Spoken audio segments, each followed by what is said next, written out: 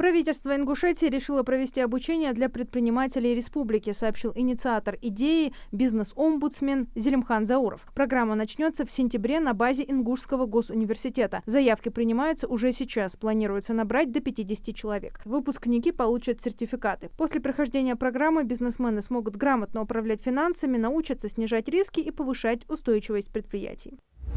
В июле начнут действовать дополнительные меры, защищающие граждан от мошенников, сообщил председатель Госдумы Вячеслав Володин. Тем, кто приобретает чужие банковские карты, использует их для вывода денежных средств, полученных обманным путем, грозит до 6 лет лишения свободы. Уголовное наказание предусмотрено и за передачу из корыстных побуждений мошенникам своей карты или данных счета, а также совершение операций по указанию третьих лиц, пояснил Володин. Еще один вступающий в силу закон запретит с 1 июля оказывать услуги связи иностранным гражданам, которые не подтвердили личность в салоне связи по биометрии. Помимо этого, в регистрации сведений о населении появится информация о прохождении мигрантами обязательной дактилоскопической регистрации. Согласно еще одному закону, системно значимые банки начнут открывать специальные счета и вклады с выгодными ставками для людей, получающих соцподдержку. Можно будет открыть один такой счет и один вклад. Предельный размер вклада – 50 тысяч. С 5 июля будет ужесточена уголовная ответственность за незаконное получение и разглашение сведений, составляющих коммерческую, банковскую или налоговую тайны.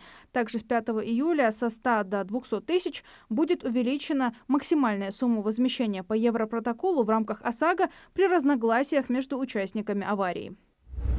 Специалисты АСМ Групп продолжают надзор за реставрационными работами на башенных комплексах Хайрах, Пуй, Дошхакли, Кели, Тумги и Эбен, сообщается в телеграм-канале компании. Там отметили, что скоро к ним прибавятся стартовавшие работы на башенных комплексах Фуртоук и Гарак.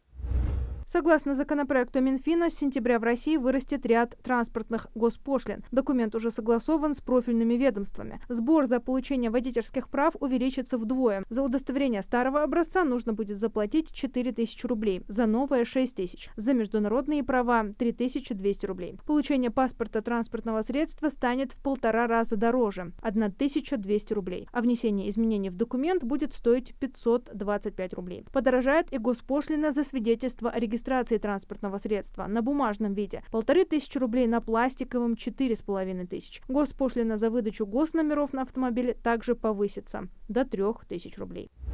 В России с 1 июля станет обязательной маркировка для новых групп товаров из категории бакалея и парфюмерно-косметическая продукция. В силу вступят соответствующие постановления правительства. Так, нанесение кодов маркировки станет обязательным для производителей и импортеров специй, соусов и суповых заготовок. Это коснется, к примеру, сушеных овощей, ванили, корицы, мускатного соуса, готовых супов и бульонов. Также с 1 июля будет обязательным нанесение кодов маркировки на средства для волос, а также дезодоранты и средства для бритья.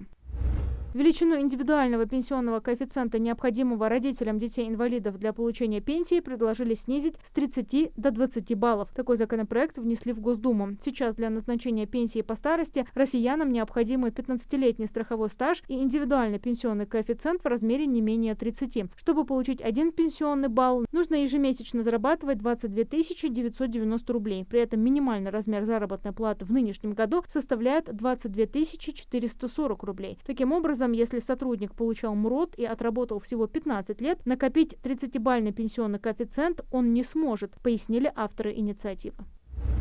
В Жабинске прошел международный турнир по боксу, посвященный Дню независимости Беларуси. В соревнованиях приняли участие более 150 боксеров из Беларуси, Казахстана, Киргизии и России, в том числе и ингушские спортсмены, завоевавшие на соревнованиях 3 медали. Золотую награду заполучил Хамзат Фаргиев, в финале одолевший представителя Белоруссии. Он был признан лучшим боксером турнира. Серебряной и бронзовой медали удостоились Магомед Нальгиев и Абдулла Батыров соответственно.